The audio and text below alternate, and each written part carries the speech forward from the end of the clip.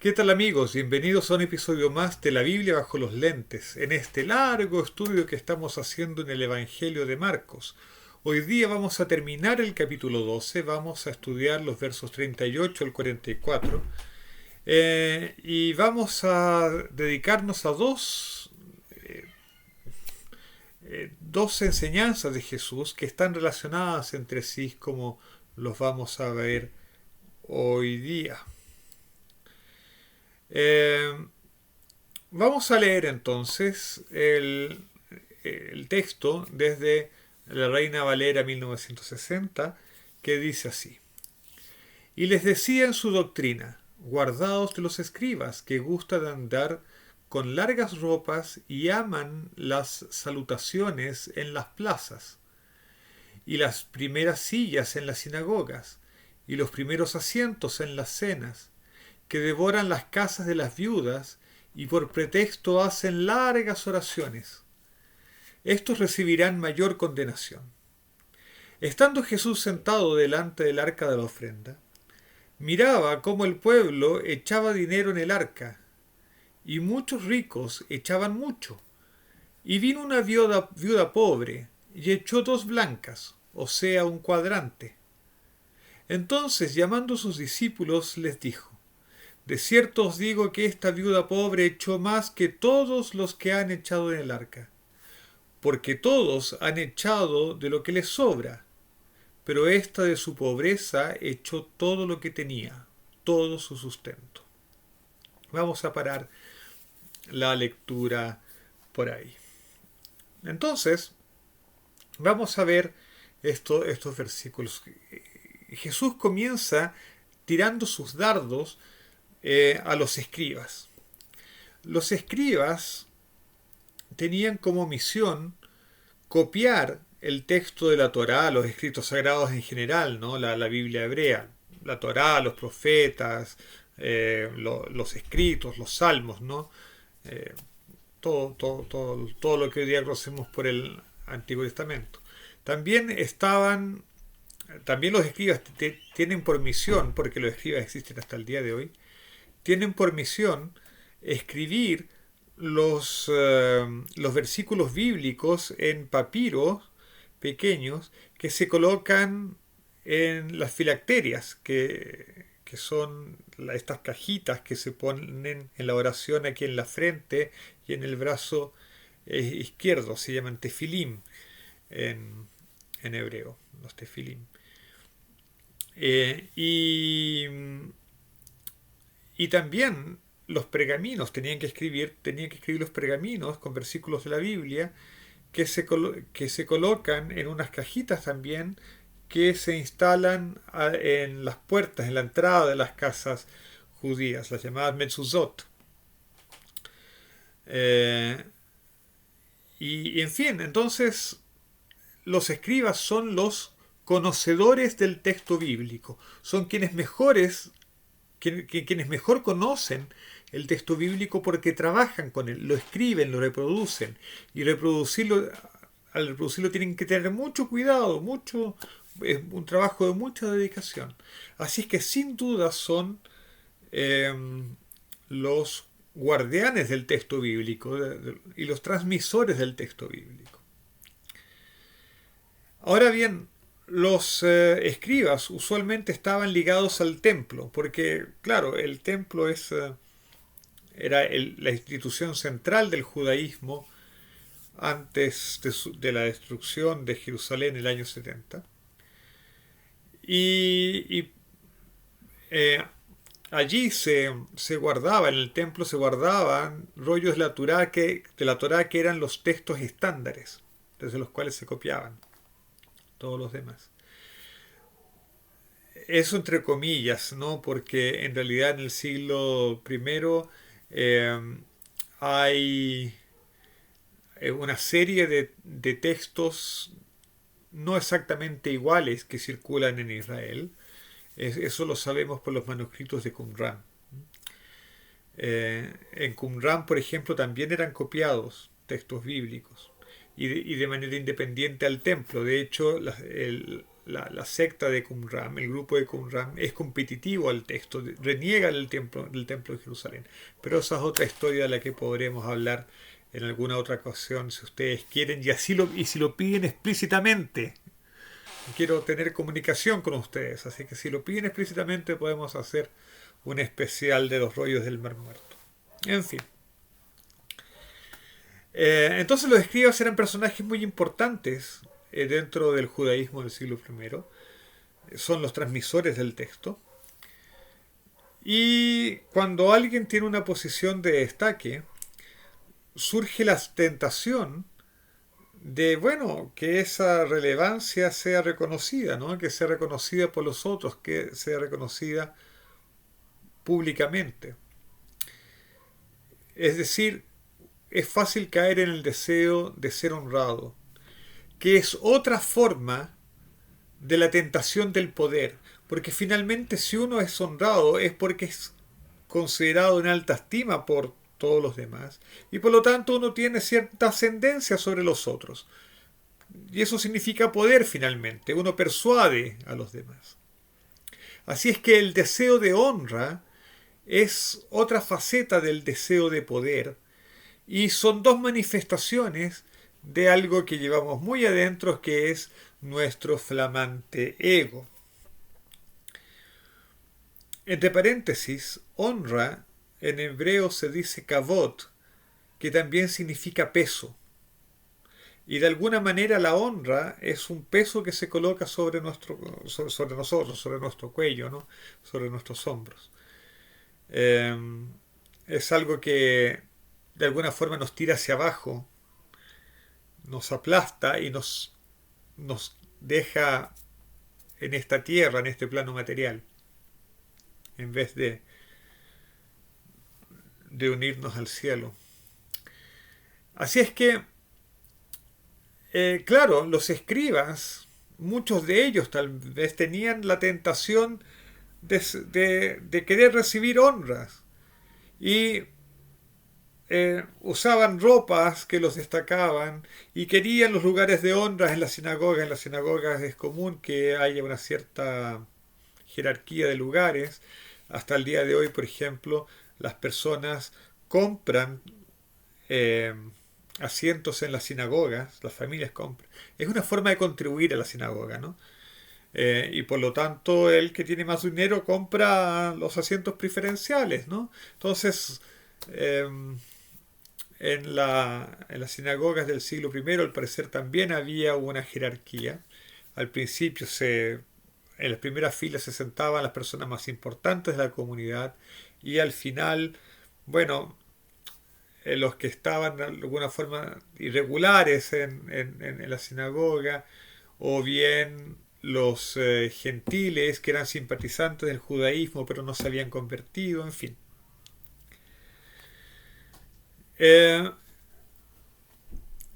Pero lo que llama la atención es que no solamente quieren estar en las primeras filas en la sinagoga, sino que también quieren primeros asientos en las cenas, porque, claro, hay que hacer vida social. Pero lo que llama la atención en el texto es que dice el verso 40 que devoran las casas de las viudas y por pretexto hacen largas oraciones. Eso llama la atención. ¿Qué quiere decir esto de devoran las casas de las viudas? En realidad hay distintas opiniones entre los comentaristas. Algunos dicen que persuadían a las viudas a que dedicaran sus casas al templo, o sea, que hicieran de sus casas ofrendas al templo, y de esa forma ellos los escribas se aprovechaban y se quedaban con las casas de las viudas. Otros opinan que en realidad los escribas visitaban a las viudas, entre comillas, hacían largas oraciones, fingían preocupación por las viudas, con la intención de que estas viudas contribuyesen con alguna ofrenda, ¿no?, que sería tan apreciada por los escribas. De cualquier forma, hay el versículo implica una explotación económica de las viudas. Ahora, esto contrasta con lo que está ordenado en la Torá.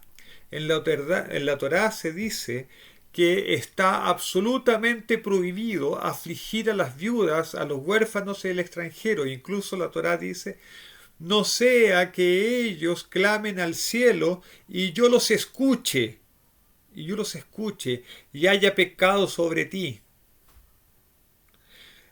Hay un reflejo de eso en este versículo, en el versículo 40, porque Jesús dice, estos recibirán mayor condenación. ¿Mayor que quiénes? Bueno, mayor que el común de los pecadores. Puede haber pecadores que no se arrepientan, pero es extremadamente grave. Alguien que es conocedor de la Torá y por la seducción del orgullo, de la honra, del propio ego, terminan haciendo aquello que la Torá prohíbe, y uno de los pecados más graves de la Torá, afligir a las viudas. Es decir, no solamente se aprovechan de la viuda, que ya en sí mismo es malo, sino que visten la religión con ropajes tales que la asocian finalmente con la explotación, lo que finalmente aleja a las personas de Dios. Así es que eso es un pecado terrible. Es un pecado que sin duda existe hoy día en las iglesias también. Pero de eso vamos a hablar un poco más adelante. Y claro, los escribas son quienes mejor conocen la, la, la Biblia, el texto bíblico. Por lo tanto, ellos, al actuar de esta forma poco ética y hacer de la religión un pretexto para ganancias propias, se granjean una condenación terrible. Es decir, no puede haber algo peor que esto. No puede haber algo peor que alguien peque en nombre de la religión. Y peque contra los más vulnerables. Eso Dios no lo tolera, no lo puede tolerar. Eso es lo peor que puede existir delante de Dios. Y hoy día gran parte del cristianismo se ha transformado en una máquina de generar ofrendas. Y muchas veces esa máquina de generar ofrendas afecta a los más pobres, a aquellos que lo único que tienen es su esperanza. Y ciertamente eso no va a pasar desapercibido delante de Dios. Es decir, yo quiero estar lejos de aquellos que oren para recibir ofrendas.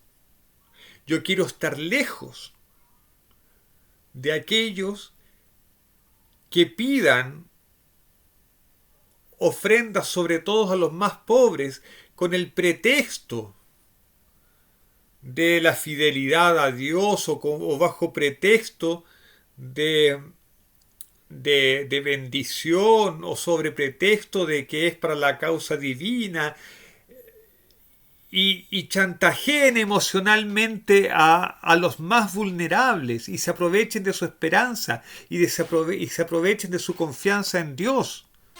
Yo quiero estar cerca de Dios, pero lejos de estos aprovechadores, porque no quiero que salpique fuego.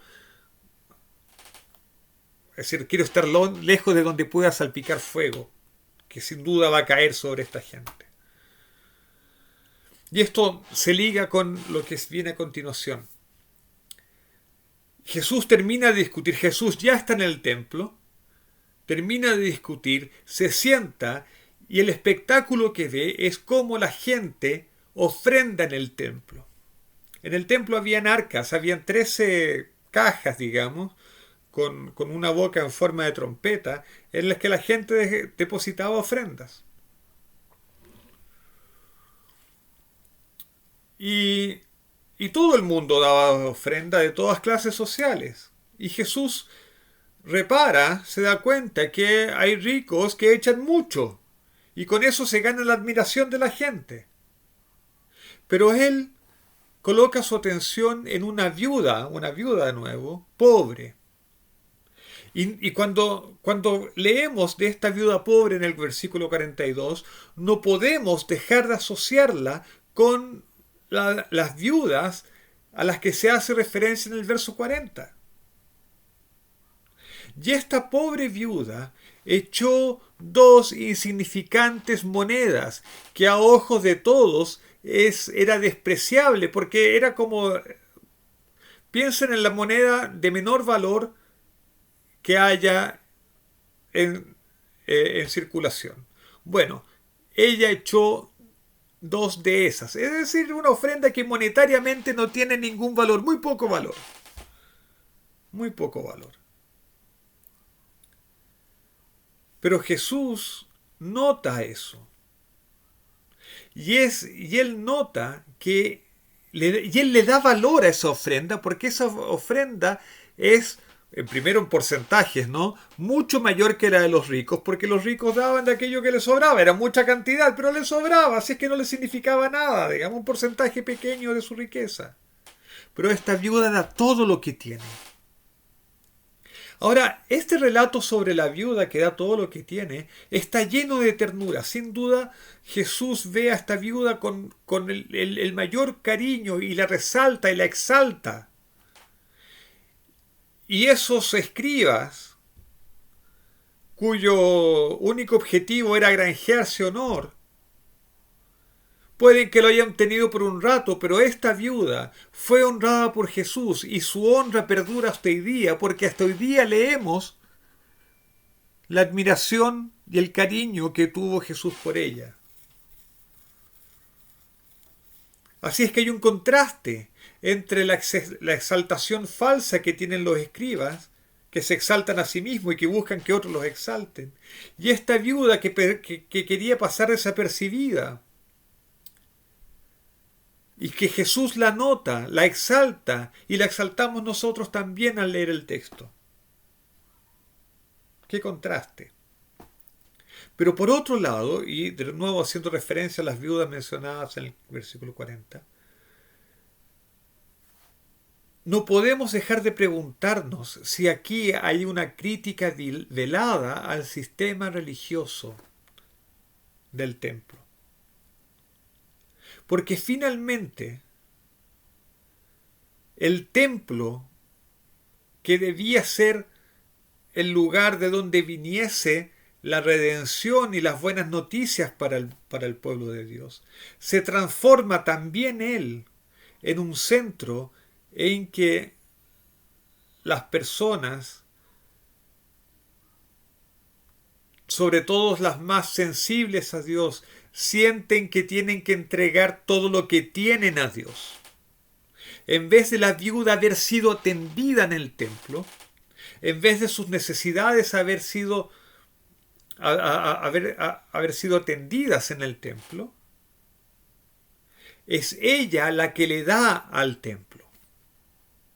Ella le está dando a Dios a través del templo y Jesús reconoce eso y lo acepta y la exalta. Pero por otro lado, nosotros no podemos dejar de preguntarnos, ¿se ha convertido el templo en una forma de explotación económica a las viudas también? Y esto tengo que decirlo mirándolo a los ojos. Tenemos que preguntarnos, ¿cuánto de nuestra propia estructura religiosa se justifica solamente para mantenerse a sí misma? Es claro que la iglesia necesita contribuciones y es claro que es bueno ofrendar y es claro que es bueno sostener a la iglesia, porque al final de cuentas es la forma en que nosotros participamos de la obra de la iglesia, que es la predicación del Evangelio. Es una de las formas. Hay otras formas también, pero es una de las formas.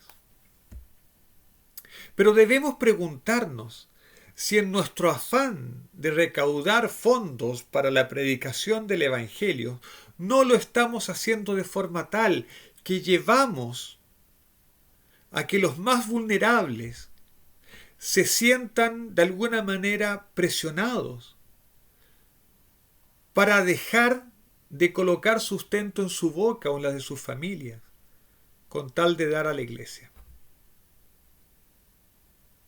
Y yo creo que esa es una pregunta que tenemos que hacerla, porque si no la hacemos, podemos correr el riesgo de caer entre los condenados del versículo 40. Evidentemente hay un sector del cristianismo que está dedicado exclusivamente a ser máquinas de recaudación de ofrendas y de los más vulnerables, de aquellos que tienen solo esperanza. Pero también debemos preguntarnos si nosotros en iglesias más tradicionales no podemos estar cayendo en un error parecido. Porque al final de cuentas, el dinero no es la única forma de ofrendar. Ofrendamos nuestro tiempo cuando nos dedicamos a las obras de Dios. El dinero, si bien es necesario, no es la única forma de contribuir a la iglesia. Y la pregunta es si estamos dispuestos a construir la obra de Dios sobre la sangre de los pobres. A lo mejor el problema es que aquellas personas en mejor posición económica no entregan lo suficiente, o no entregamos lo suficiente, porque en cierto sentido hay mucho privilegio en mí también.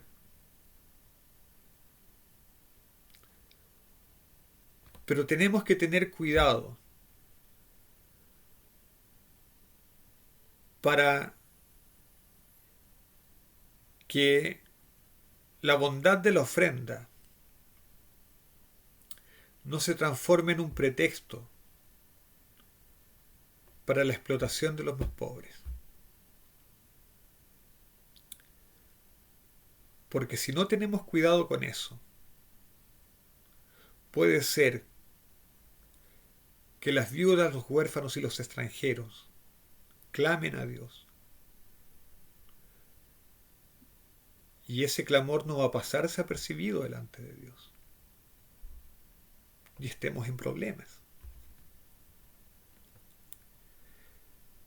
Es fácil aprovecharse de las personas que son vulnerables, sobre todo vulnerables emocionalmente. Y es fácil impresionarlos con largas oraciones o con sermones emocionantes. Pero cuidado, Jesús nos advierte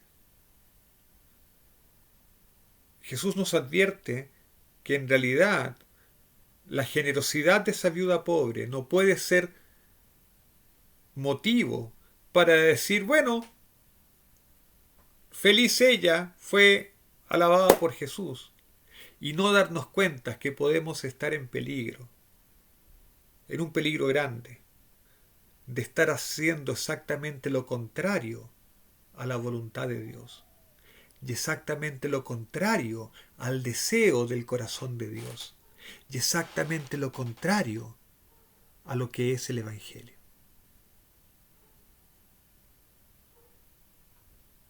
Y con esto quiero terminar. Y quiero desearles a todos un feliz sábado. Y quiero dejarlos con la seguridad de que Dios ve con agrado todo lo que hacemos por Él. Ve por agrado todas las manifestaciones de amor por Él. Ve con agrado cuando damos el corazón, cuando nos damos a nosotros mismos, a Él. Pero mira con muy malos ojos cuando sus representantes, los religiosos, o cuando la iglesia misma se transforma en un canal de explotación de los más vulnerables.